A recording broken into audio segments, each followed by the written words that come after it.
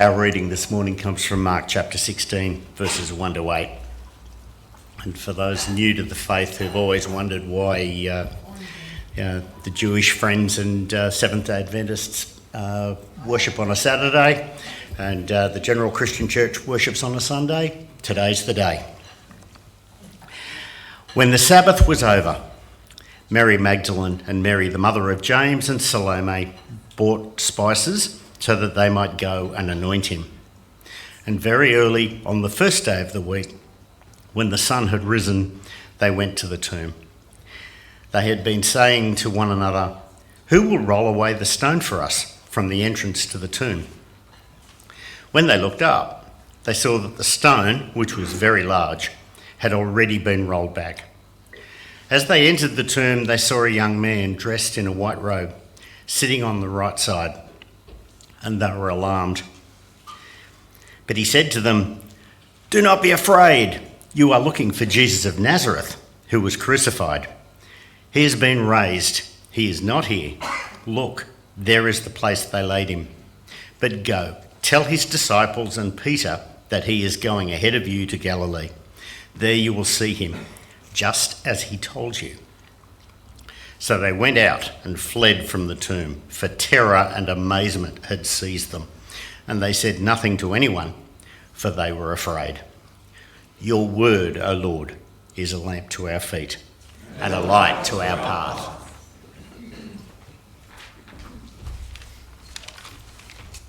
Thanks, Brad.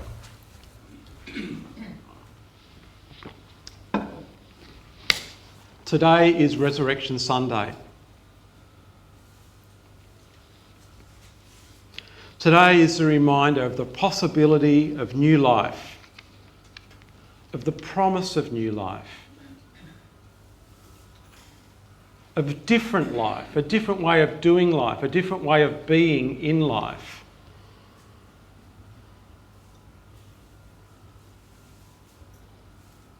It's the day when we hope.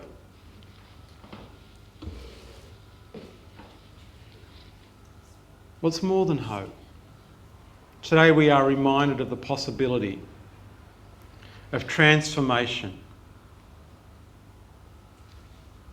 both in our own lives and in the world around us. Whenever we feel like it's a lost cause, if ever we feel like we're a lost cause, Resurrection Sunday comes around once a year to remind us, you are not a lost cause. The world around us is not a lost cause. It's possible. Resurrection can happen.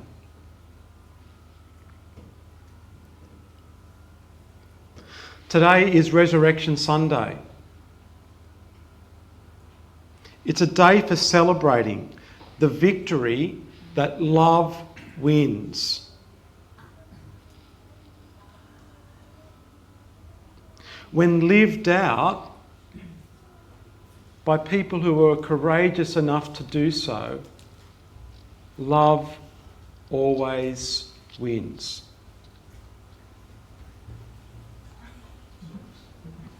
It's a victory over evil. Evil does not hold the power to crush you or to crush me.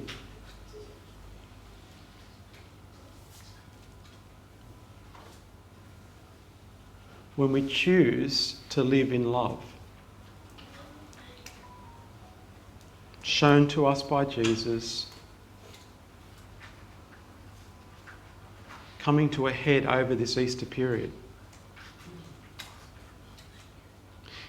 We will get to celebrate the victory on Resurrection Sunday that death no longer holds fear.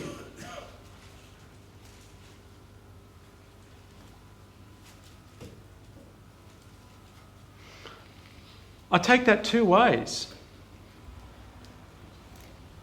Physical death no longer holds fear. But also the fear of a dying life within life itself should no longer be a fear because of resurrection. Resurrection offers us a different vision for life, a new possibility, another way of being that is all about life. Life in its fullness, life in abundance. When we choose love. The third thing, I think that it's Resurrection Sunday, and the third, there's probably a number of things, and you might be able to come up with a longer list, a way longer list than me, but I'm a preacher, so I know how to come up with three. But I want to say today that Resurrection Sunday offers us hope. As we read in our reading today, and it's the same in all the Gospels, Resurrection Sunday starts out in fear and confusion, which shifts to amazement and confusion, but there's still this real sense that this day, for the first responders, is not celebration, it's not victory, it's not joy, it's not amazing, it's not that. It's how can this be? What is going on? Minds blown.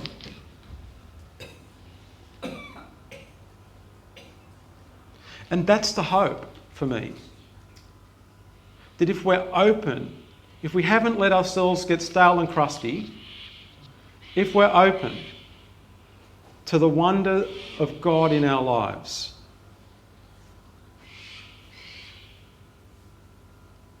then God finds ways of breaking in. Jesus finds ways of breaking in.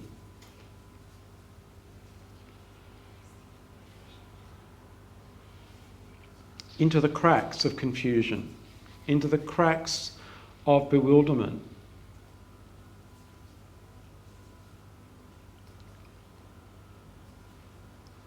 And brings us back to life.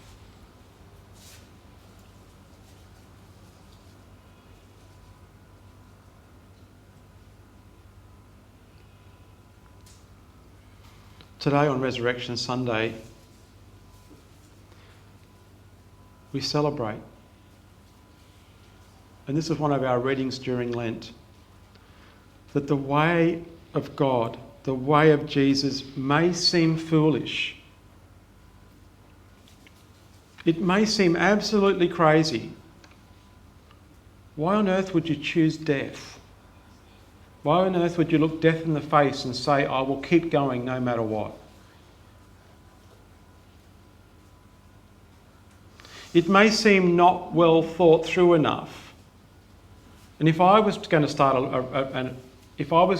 a movement today, my plan wouldn't involve ending up on a cross 3 years later.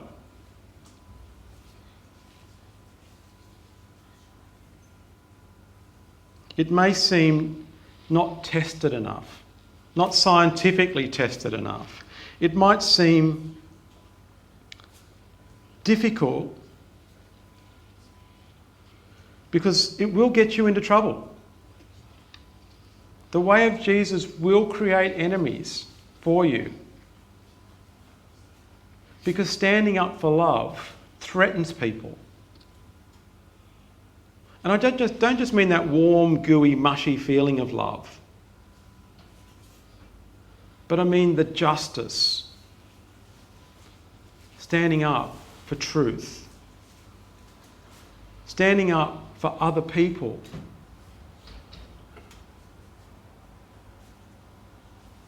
for generosity, for hospitality, for inclusion. Those kind of things will get you into trouble with some, with many. It will threaten.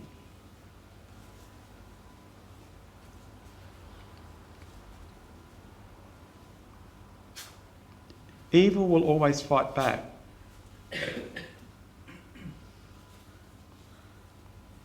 But the thing is, whilst the way of Jesus may seem absolutely nuts, It's always the right way to go.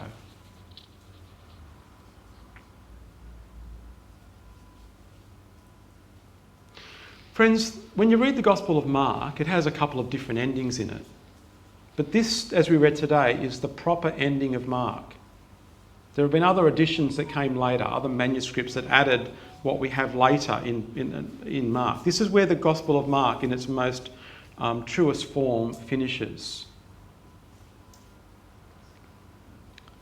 And in many ways, it would be easy to go and look at Luke, or go and look at Matthew, or go and look at John, because they have stories of resurrection. They have stories of the ascendance of Jesus. And that might feel like a more complete Hollywood version of the gospel, where everything's wrapped up nicely for you. But in many ways, I was tempted not to use the Mark Gospel reading this morning, because I get the option of Mark or John. But I was reminded in the last couple of days why we go. It's good to go to Mark sometimes, because Mark is an incomplete story. It finishes in amazement and bewilderment. There's no nice, neat tidying of it up. The thing about the Gospel of Mark is that it needs others to carry it. It needs others to tell the story of what resurrection looks like.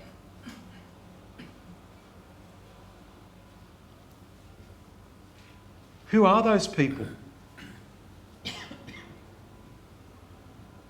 Friends, it's you and me. You and me. Our lives carry the story of Mark. Tell the rest of the story of how resurrection transforms.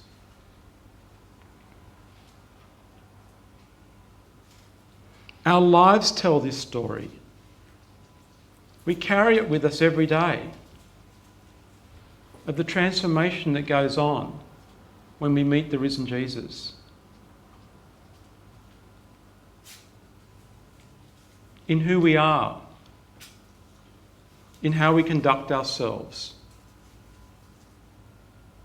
in how we have eyes to see a wider picture, ears to hear the stories of those on the edges, how we have hearts that are open to effecting change where we can for the disadvantaged.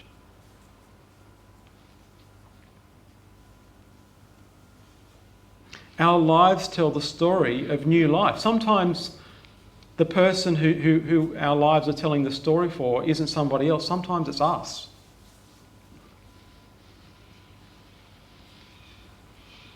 If we're open enough to it and honest enough with ourselves, you'll find something out each and every day where you go, gee, I need to change that. And resurrection gives us the hope that we can tell that story into the world around us. The day we present ourselves as a complete picture is the day that we become impenetrable to others.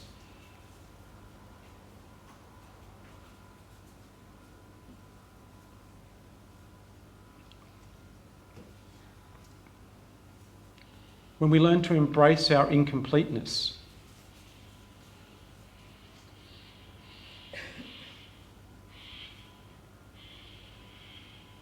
and let that drive us to find new life and a new way to go about things, then our lives are part of a story that gives hope to others that change can come, transformation can happen, resurrection is real.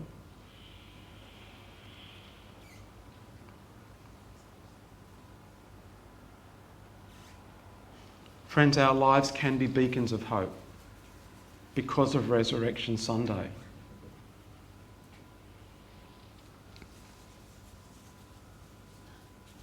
That this sense of being found in the story, of new life sprouting, of the Spirit of God working in new and different ways amongst us,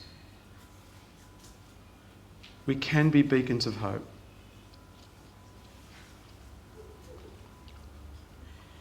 Friends, that is the victory. that is one of the victories, but that's one of that to me is the victory. When we read the Gospel of Mark, that our lives complete the story, or tell part of the completion of the story, because there'll be others after us whose lives will also be a completion of the Gospel of Mark.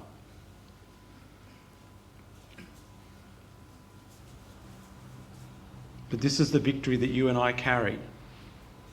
That in the midst of our brokenness, in the midst of our despair, in the midst of our forsakenness or abandonment, or in the midst of things being okay, but learning to look wider to those for whom life is difficult, there is the hope always of a new start, of a new day. Hallelujah. Happy Easter, my friends. We're going